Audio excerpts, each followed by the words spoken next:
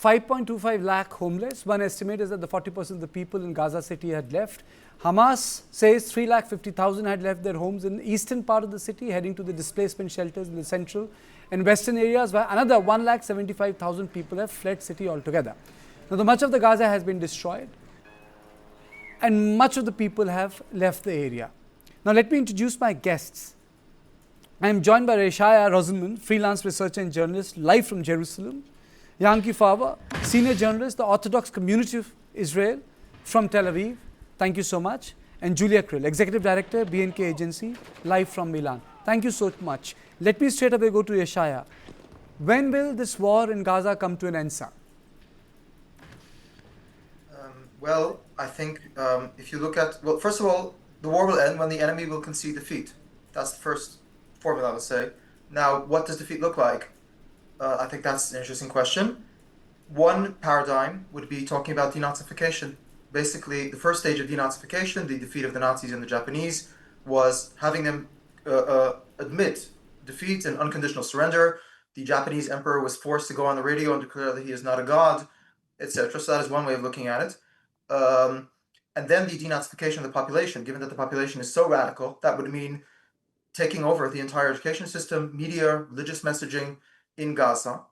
And it should also be mentioned, something that should have been done a long time ago, because the first thing that is done in conflict zones anywhere in the world where there are humane actors is evacuating the civilian population. And this is something that Egypt, the culprit here is Egypt, did not allow the Gazans to flee because they want to allow Hamas to use them as a foreign shield, as a human shield, and to prolong the war and just for fight Israel to the last Palestinian. So the other objective that must be met to end the war is, given that the majority of houses in Gaza are damaged or destroyed, is finding these people a place to live elsewhere, relocating them elsewhere. I don't mean forcefully relocating them. I mean allowing whoever wants to leave.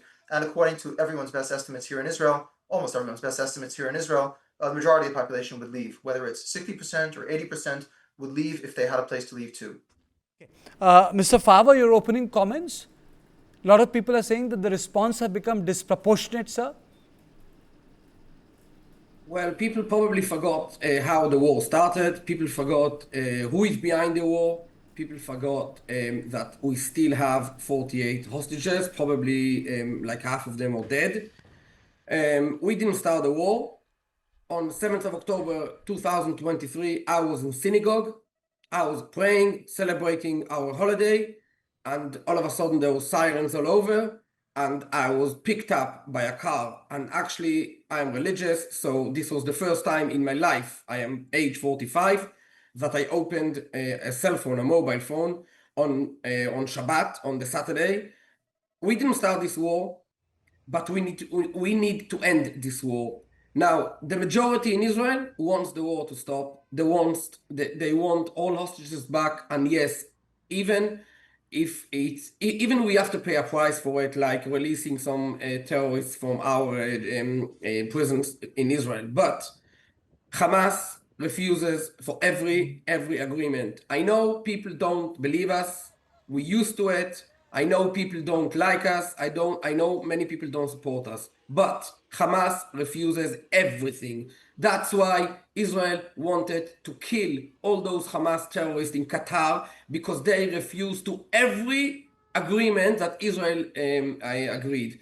So I see the pictures, I see the videos, and I see the people in Gaza walking without a house, living on the streets, starving. I see them all. I see everything. Nobody's happy with it. It's very sad. And yeah, I know some extreme people in Israel may be celebrated, but the majority in Israel don't like it. I don't care what the media in the world are saying, but I know the fact. I go to those places. I have many friends in the IDF serving in Gaza. Nobody's happy with the situation. Everybody wants the war to stop. Everybody wants the war to be over. We are dealing with a whole bunch of terrorists that unfortunately the world doesn't care. Not about us, not about them. The world doesn't care about anything. The world only cares about itself. Europe is busy with Russia. America is busy with other things. And we, the Israelis, need to struggle ourselves how to end this war. At the moment, Israel has no choice and going inside the city of Gaza and just to kill all terrorists and get our hostages back. Okay, Julia, your opening comments. Thank you so much for joining me. Yeah, actually, I just arrived back from Jerusalem yesterday.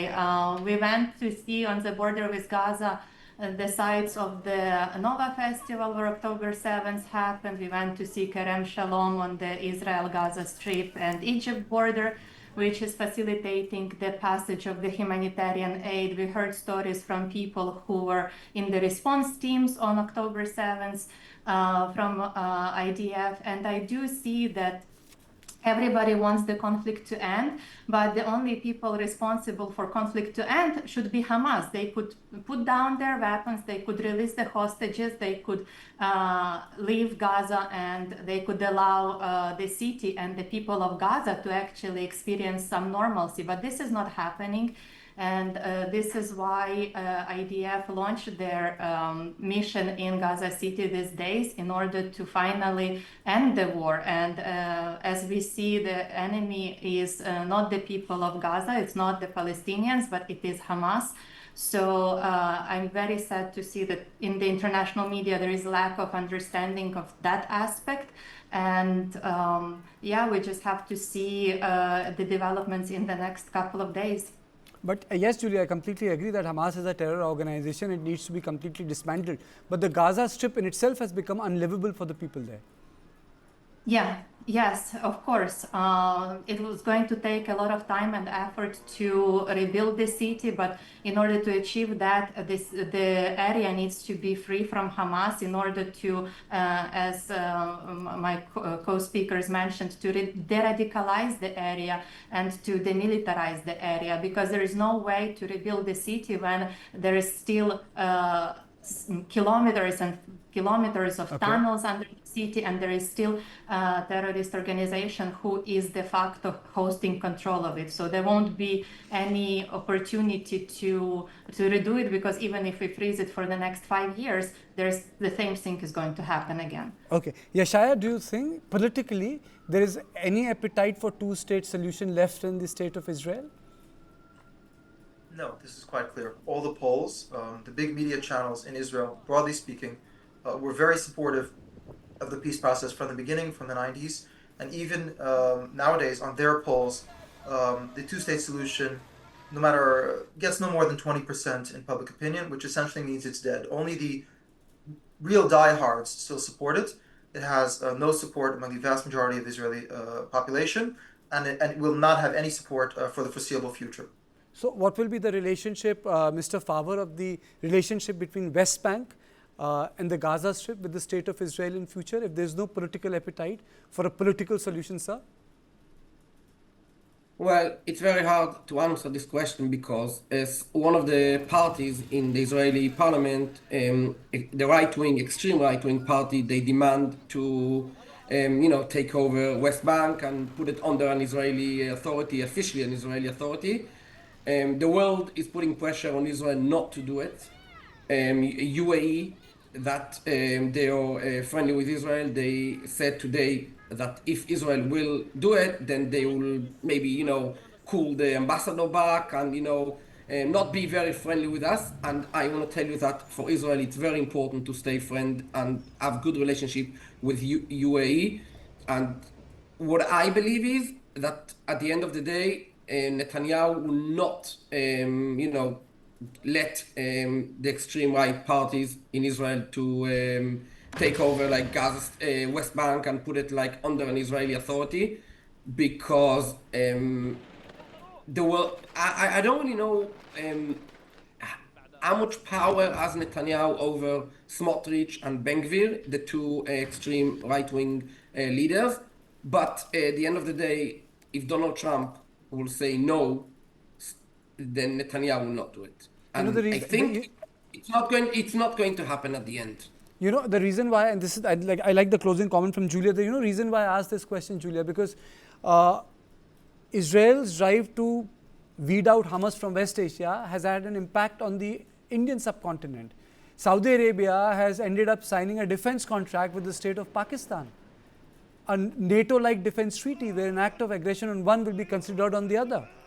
So it's an interconnected world. Yes, of course. I mean, if we look at Israel, Israel is itself surrounded by the circle of fire.